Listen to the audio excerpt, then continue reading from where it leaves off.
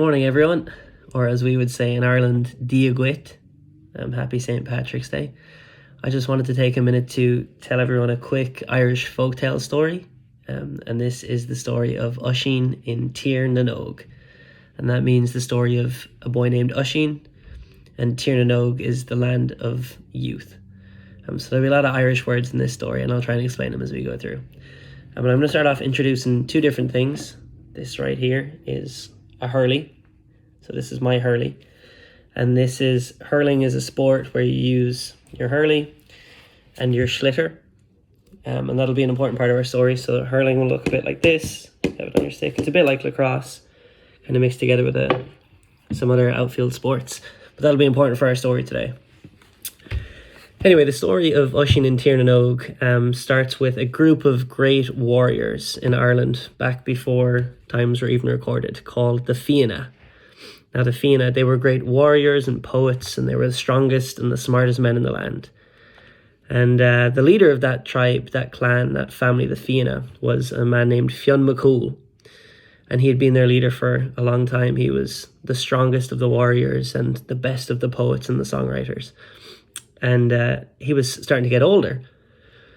And his son was due to be the next in command. And his son's name was Oisin McCool. And he had proven himself time and time again with the next generation of the Fianna. And they love to go hunting, and they love to play hurling, like I said, hurling, and do lots of other activities. And one day they were out on a hunt in the woods, and they saw through the trees this magical looking white horse coming straight towards them. And on the horse they saw the longest, brightest, most beautiful blonde-haired woman they'd ever seen.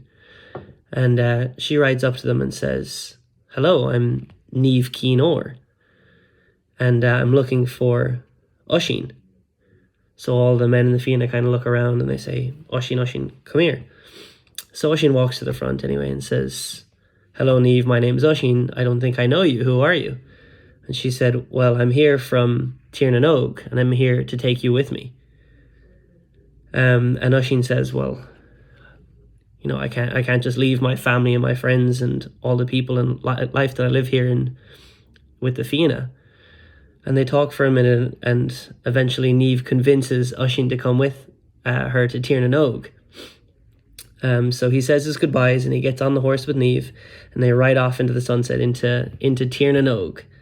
And Oisin doesn't really know a whole lot about dTir nOg yet, but he gets there, and they get married. They have this beautiful ceremony, and Oisin has everything he could ever want in dTir nOg.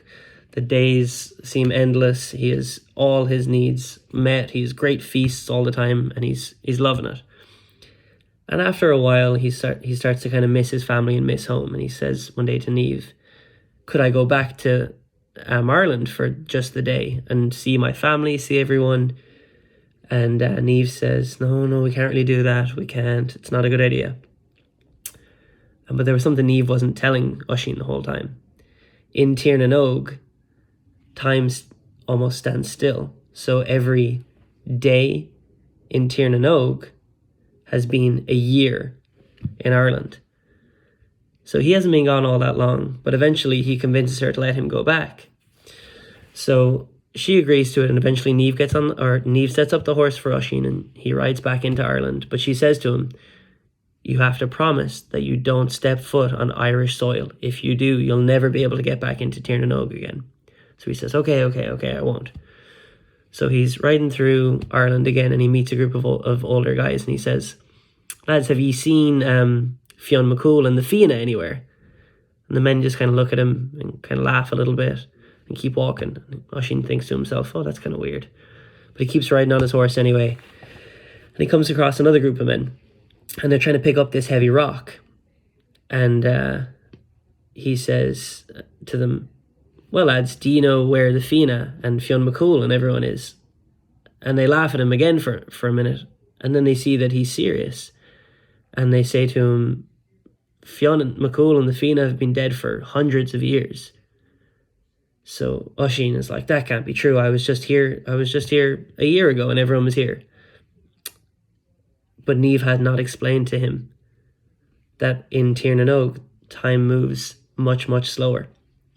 So these men are trying to lift this heavy rock, and they say, well, look, while you're here, do you mind trying to help us lift this heavy rock up?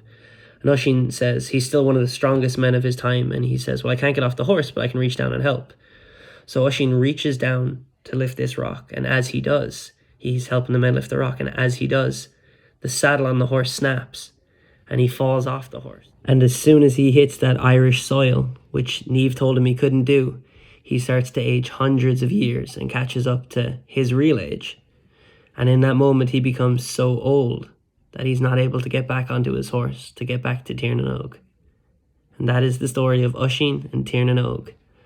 Thanks so much for listening. Have a great St. Patrick's Day, everyone.